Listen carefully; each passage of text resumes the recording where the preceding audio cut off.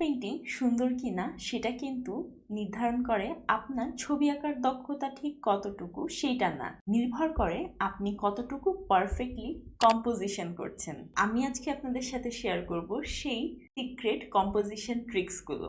ছবি আঁকছেন তো ঠিকই, কিন্তু মনে হচ্ছে না যে কোথায় যেন ছবিটা একটু অগোছালো হয়ে যাচ্ছে, কোথায় একটা অস্পষ্ট অস্বস্তি কাজ করছে। ছবি তো আঁকছি ঠিকই, কিন্তু যেন ঠিক জমে উঠছে না। সব এলিমেন্টস, রং, প্রতিটি সাবজেক্ট খুব সুন্দরভাবে একটি পেইন্টিং এ গোছানো আছে, কিন্তু তবুও কোথায় যেন পারফেক্ট হচ্ছে না। এই ব্যাপারটা একদম শুরুর দিকে যখন আমি নিজে ছবি আঁকা শুরু করেছিলাম তখন আমারও খুব হতো।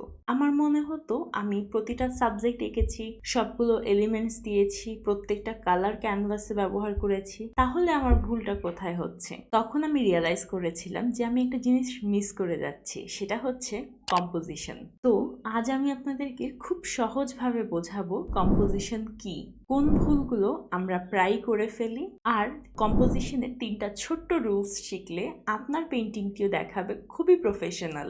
আচ্ছা, মনে করুন আপনি একটা গল্প লিখছেন, সেই গল্পের শুরু আছে, মাঝের পয়েন্ট আছে এবং শেষের দিকের উপসংহারও আছে, তাই না? এই একইভাবে একটি পেইন্টিংয়েও কিন্তু আমাদের চোখের যাত্রা থাকে। চোখ আপনার পেইন্টিংয়ে কোথা থেকে শুরু হবে এবং কোথায় গিয়ে থামবে, এই গাইডিংটাই হচ্ছে কম্পোজিশন। চোখকে গাইড না করলে দর্শক কনফিউজড হয়ে যায়, কোথায় তাকাবে কিছুই কিন্তু ঠিকঠাক বোঝে না। আর্ট মানে কিন্তু শুধু আঁকা নয়, আর্ট হচ্ছে চোখ দিয়ে গল্প বলা, আর এই গল্পের ভাষাই হচ্ছে কম্পোজিশন। তো চলুন এখন কথা বলি কিছু সাধারণ ভুল নিয়ে, যেটা কম্পোজিশনের ক্ষেত্রে আমরা প্রায় করে থাকি। আমি আমার প্র্যাকটিসের সময় যেই ভুলগুলো করতাম সেগুলোই আপনাদের সাথে শেয়ার করি, তো আপনি দেখে নিন যে আপনার সাথে মিলে কিনা। প্রথম ভুল হলো সবকিছু এক লাইনে রাখা। অনেকেই ভাবেন একদম কাগজের মাঝামাঝি বা ক্যানভাসের মাঝামাঝি রাখলেই বুঝি একদম পারফেক্ট হয়, এতে কিন্তু চোখ মাঝামাঝিতে গিয়ে আটকে যায়। দ্বিতীয় ভুলটি হচ্ছে অতিরিক্ত সাবজেক্ট অ্যাড করে ফেলা। একটা ছবি মানেই সেই ছবিটাতে সব সাবজেক্ট ঢেলে দেওয়া নয়। আপনি একটি ল্যান্ডস্কেপ করছেন, সেই ল্যান্ডস্কেপে আপনি একটি তেঁতুল গাছ দেখলেন, সেখানে আপনি গুনে দেখেছেন যে 100টি পাতা আছে, তার মানে কিন্তু এই না যে আপনি গুনে গুনে 100টি পাতাই আপনার পেইন্টিংয়ে করবেন। আবার আপনি দেখলেন যে আমি যে সাবজেক্টটা চুজ করেছি সেখানে 10 থেকে 12টা গাছ আছে, এখন আমার পেইন্টিংয়ে কিন্তু দরকার নেই আমার সেই 10-12টা গাছই এক্স্যাক্ট আকার, আমি চাইলে কিছু বাদও দিতে পারি। অল্প কিছু এলিমেন্টস দিয়েও কিন্তু খুব স্ট্রং একটা পেইন্টিং তৈরি করা যায়। তৃতীয় এবং সবচেয়ে বড় ভুলটি হচ্ছে মেইন সাবজেক্ট ঠিক না রাখা। আপনি যখন একটা পেইন্টিং এর মেইন সাবজেক্ট ঠিক না রেখে ব্যাকগ্রাউন্ডে অনেক বেশি হিবিজিবি কাজ করে ফেলবেন, তখনও কিন্তু দর্শক কনফিউজড হয়ে যাবে যে এই পেইন্টিংটার মেইন সাবজেক্ট আসলে কোনটা। এই 3টা কম্পোজিশনের বেসিক ভুলই কিন্তু আপনার পেইন্টিং এর সৌন্দর্যটি একদম মাটি করে দিতে পারে, এবং খুব সহজেই এই 3টা ভুল এড়ানো সম্ভব। কম্পোজিশনের 3টা সহজ নিয়ম আছে, যা অ্যাপ্লাই করলে আপনার পেইন্টিংও হতে পারে খুব বেশি প্রফেশনাল। প্রথম নিয়মটি হলো রুলস অফ থার্ডস, অর্থাৎ আপনি মনে মনে কল্পনা করুন যে আপনার ক্যানভাসকে হরিজন্টালি 3টি সমান ভাগে এবং ভার্টিক্যালি 3টি সমান ভাগে ভাগ করা হয়েছে। এতে করে মোট 9টা বক্স আপনি আপনার ক্যানভাসে পাচ্ছেন।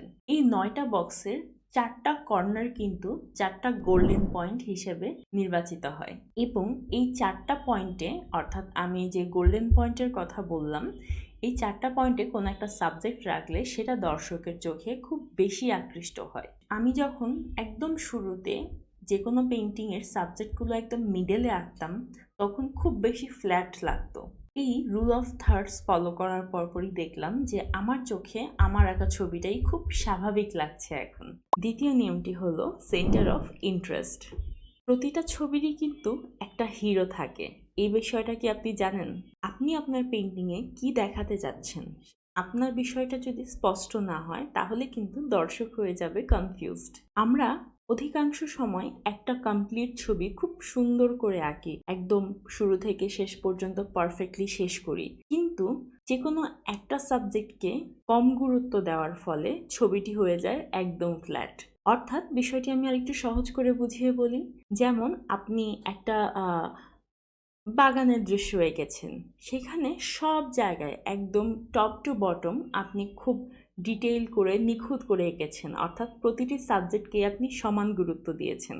এই বিষয়টি যখন আমরা আমাদের পেন্টিংয়ে করি তখন আমাদের চোখ কিন্তু একদম পাজলড হয়ে যায় যে কোনটা রেখে কোনটা ধরবো। কন্ট্রাস্ট অফ ইন্টারেস্টের মূল বিষয়টাই হচ্ছে আপনাকে যে কোনো একটা সাবজেক্ট খুব ফোকাসে আনতে হবে এবং সেটাতে অন্যান্য সাবজেক্টের চেয়ে বেশি গুরুত্ব দিতে হবে, অর্থাৎ বেশি ডিটেলস করতে হবে। তৃতীয় নিয়মটি হচ্ছে negative space and balance. Negative space মানে খালি জায়গা, কিন্তু খালি মানেই কিন্তু ফাঁকা নয়। এই নেগেটিভ স্পেসটি আপনাকে সাহায্য করবে আপনার পেইন্টিংয়ের মধ্যে নিঃশ্বাস নিতে। আর ছবির ভারসাম্য, এইটা বুঝলে কিন্তু আপনি অনেক দূর এগিয়ে যাবেন। আপনি মনে করেন আপনার পেইন্টিংয়ে একপাশে খুব ভারী এবং বড় একটি সাবজেক্ট রাখলেন এবং অপর সাইডেও সেম ওয়েটের অর্থাৎ ভারী এবং বড় একটি সাবজেক্ট রেখেছি, তখন কিন্তু ছবিটার মধ্যে ব্যালেন্সড বা ভারসাম্য বিষয়টা আসলো না। কিন্তু আপনি যদি একপাশে বড় এবং ভারী কোনো সাবজেক্ট রাখেন এবং অপর পাশে আপনি কোনো ছোট এবং হালকা সাবজেক্ট রাখেন, তখন কিন্তু খুব সহজেই ভারসাম্যটা তৈরি হয়।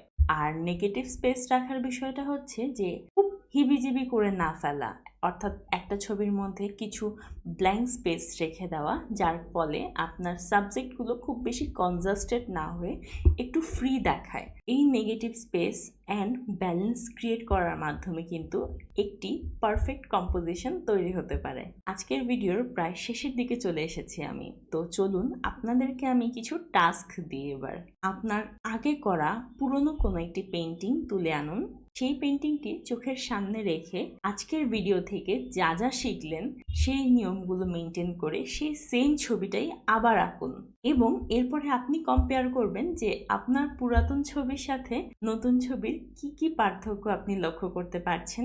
আর যদি আপনি পার্থক্য করতে না পারেন তবে কমেন্টসে আপনার ছবিগুলো আপলোড করতে পারেন, সেটার পার্থক্য আমি দেখে বলে দেব। আর পরবর্তীতে এইরকম আরও টিপস অ্যান্ড ট্রিক্স সম্বলিত ভিডিও পেতে চাইলে অবশ্যই আর্কিটেক্ট অফ ফারহিনা চ্যানেলটি সাবস্ক্রাইব করতে হবে। সবাই ভালো থাকুন, সবাইকে অসংখ্য ধন্যবাদ।